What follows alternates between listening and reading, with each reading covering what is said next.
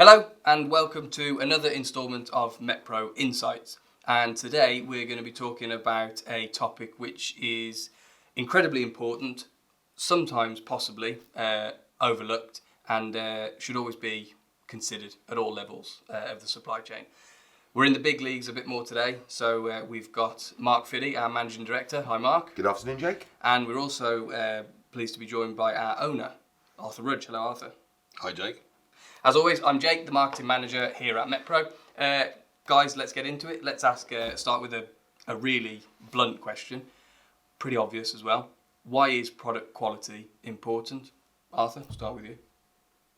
Well, historically, Metpro has built its reputation on offering a product that we don't want to sell and have back and have ongoing issues with customers. So we've always taken the thought process that if we put the effort in at the beginning and we make sure that anything coming into the business is of exactly the right quality as a minimum standard, then when it goes out to our customers, we can sell with confidence, they can buy with confidence, and they can sell on with confidence.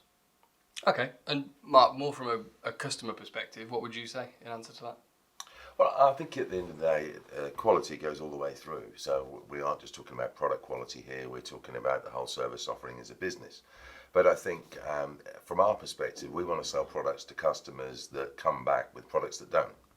So for us, it's all about having the right quality in the supply chain, the right value proposition to suit our customers' demands. And I think we've done a really good job of balancing the level of quality that's acceptable with a market that has varying demands. Okay. All right, well, looking at the risks then associated with lower quality or even non-compliant product just for a minute, from the manufacturer's perspective, Arthur, what would you say are the greatest risks associated with using lower quality or even non-compliant product to the manufacturer and possibly onwards? Well, yeah, I mean, from our point of view as the manufacturer, it's the impact of things like claims, litigation. Those are areas that take a lot of time. If claims and litigation were being brought against you, it's a focus. It takes you away from the business, and of course, the ultimate is the loss of reputation with customers. Okay, Mark, over to you from the customer perspective again. I think you could use the same argument with our customers. We want to be known for a high quality, trusted brand, that we provide quality products, fit and forget, to use the old terminology. And I think as soon as we start to push products into the market that aren't quite to the right standard, we push risk onto our customers. The last thing we want to do, the customer's then exposed, and we're back to reputational damage, loss of business, shrinking business. We're a business that's looking to grow. We want to grow in the right way with the right products in the right time. And I think it's mainly the fact that we only want to provide quality products and be known for that. That you only need to have a poor quality product once and your reputation is completely tarnished. So I think the tie-in between how we manufacture products, the way that we manufacture them, and the controls we put in place ensure that's the case. Okay, so I'm jumping ahead a bit now, but what can customers look out for then? What are the warning signs? Well, I think that one of the big issues in this industry is that people don't actually know the difference between a high quality product and a low quality product. Right.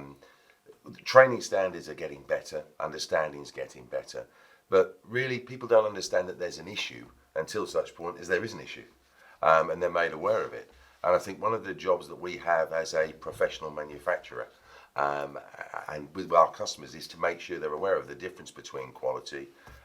Recently, we've come across this caught in the act activity that we're trying to share some of our own experiences and what we've also seen in the marketplace.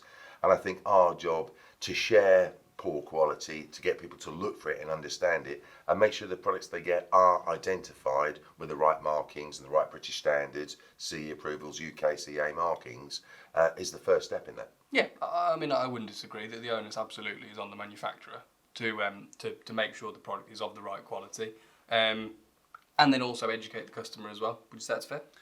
I think it is fair, Jake, and it's things that we always try to do, but we're very often met with responses from customers where they are they're basically saying, well, we don't have any problems with it, so we will accept that price and that quality, and it is invariably, obviously, one begets the other. And the only time that it becomes an issue is when it becomes an issue. And the problem with that is it can be, with the kind of products that we're supplying and the industry that they're used in and the application, it can be extremely dangerous. We could be talking about fatalities. And that is a major concern for us, and one of the reasons, or the main reason, why we continue to uphold the standards and the qualities that are expected of from the industry and the British standards that apply. Okay, sticking then with Metpro, because you touched on it right in your very first answer, and you know, product quality and quality across the entire service offering has been an intrinsic value at Metpro since 1995. Would you mind just taking us through the Metpro process, what we do and how we ensure that, as Mark said, our products are fit and forget? Okay. Well, we have various stages. The ultimate responsibility lies with Metpro here in the UK. So the final say is always made at this site. However, we start first from the inception of an order. We have boots on the ground. We have our own office in China, which is run with engineers, and their sole responsibility is to ensure the quality of product that during the manufacturing process, up to the point in which it leaves the manufacturing facility, meets the standard that we require. They do a variety of checks with the product to a standard that we use universally as a business, which is BS 6001, and we use an AQL of 1.5%. And by utilising that system, when we receive the application from our offices overseas, they will submit all the quality documents, they will submit all the supporting paperwork, and we then receive that here. That's stage one. So in effect, nothing leaves the actual manufacturing site until we're happy that what we're seeing on the ground is to the standard we expect. Obviously, when the goods then arrive in the UK, they go through exactly the same process again, and we make sure that anything that goes onto our shelf is 100% to that quality control check. Okay, so all this work goes into, like we said, ensure the products are fit and forget, and not asking our customers or our customers' customers, the end user, to be any part of our quality control. What they receive is to the standard and it's going to work. That's what we aim for. I think we'd be foolhardy to say that nothing has ever not got, things haven't got through. But when I'm talking about the last 27 years, and I genuinely mean this, that we are talking less, we can count the number of issues on one hand, and invariably it's a rogue box or a rogue carton, or a very, very specific issue that was very small in terms of what the customers found. They tend to find it during when they're using the product to install. So it can happen, but for us, it is really, as I've said, in 27 years, you can count it on one hand. So we are Metpro Group, and in that there are two brands, effectively. You've got Metpro, which is still, aside from a hefty amount of an ever-expanding product portfolio, a supplier of high-quality commodity products to the UK electrical wholesale market. And then on the other side, you have Demon Cato, the company we acquired in July of 2021, and is now our manufacturing brand. In that, we not only conceive, design, prototype, and manufacture innovations for the construction market, such as Conlock, Rapid Saddle, and Roller Tray, forgive the little plug, but we also work with OEM customers on bespoke products, and those products go into markets which have much higher tolerances and a myriad of different quality control requirements. Am I fair in saying that the level of quality control we apply to those really niche, specialised products is the same as we apply to our standard commodities? Absolutely. We didn't want to have a two-tier QC system, and from day one, whilst the Demon Cato brand is less than a year old, our our OEM manufactured products is nearly 20 years old. And when we started to move into that market and supplying products that, to be honest, some of the products that we're supplying were to the gas and the water industry, where you've got tolerances on threads to 3 decimal places. All of these issues it's a critical product to a customer who's probably using it as a subcomponent of their finished product. Right. So we have to make sure that we conform 100% to their drawing, and we raised or we instigated our quality control standards to suit that level of business.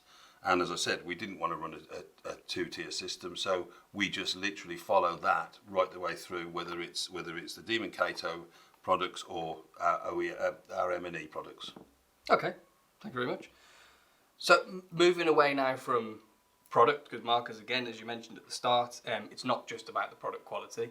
Can we talk about quality of service then? How do we feel we differ? Well, I think it goes back to the whole concept of Metpro from the very start, which was all around providing a quality product and service. So it's the things that we probably take for granted, that every order that we receive in, we check the quantity, we make sure we've got it. If we haven't got it, we phone the customer immediately and tell them, we haven't got it, but this is when it's coming. It's a pretty rare occurrence, to be honest. Any price queries, any carriage charges, anything that's involved with that order, we talk to the customer about.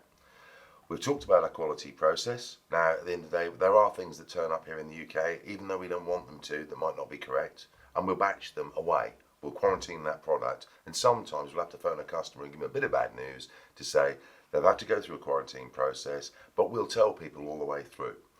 We make sure that not only are our orders on time in full, which we measure and reward people in the business for. So there's a quality of service driven all the way through the activity and the way that we reward our staff.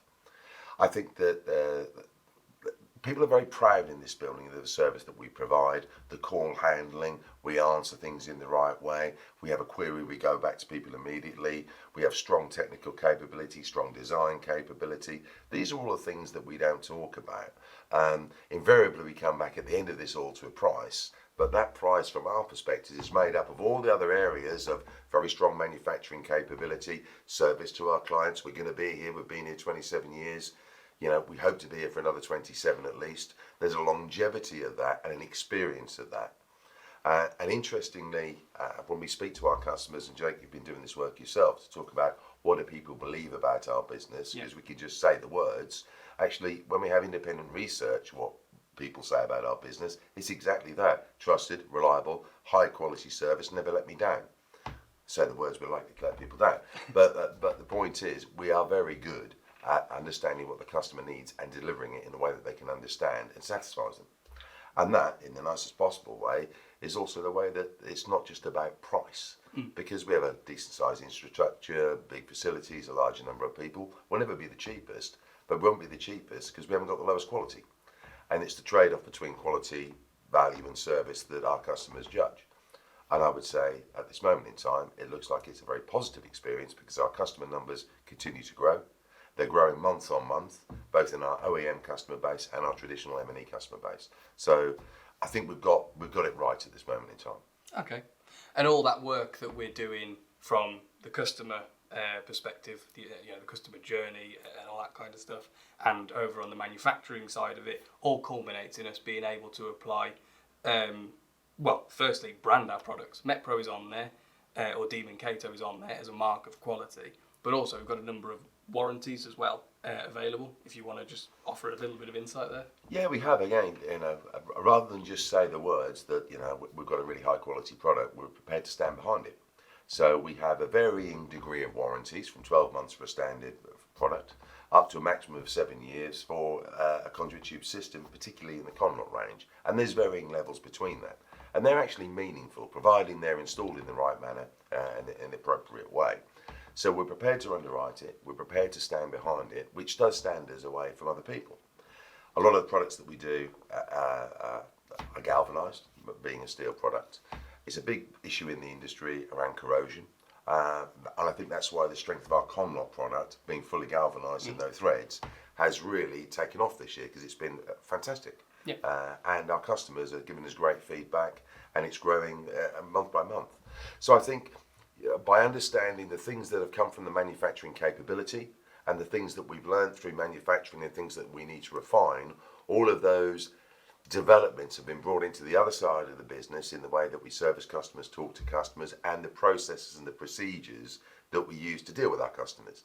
So actually the manufacturing capability has absolutely driven the service ethic at the front end of the business. Okay. So just to wrap up then, and I already know what you're going to say, but just to reaffirm the point, what's more important, price or quality? Arthur? 100% quality. Mark? Price. Every time. Every single time. Arthur has to get me the best quality at the best price. Well played. Okay, well, gents, that's been absolutely brilliant. I think we've given a good level of insight at a few different levels there. We hope anybody listening, if you're out there, has enjoyed what we've discussed, and you found some of it informative. Like we always say, all the information's available on our website, in our catalogue, and we've also got a very learned team available, 8:30 to 5, Monday to Friday, sometimes before, sometimes after. And you can link with us on LinkedIn. Descriptions are above or below, depending on where you're listening. And we'll see you on the next one. Thanks again. Thanks, Jake. Thank you, Jake. Thank you, Arthur. Goodbye.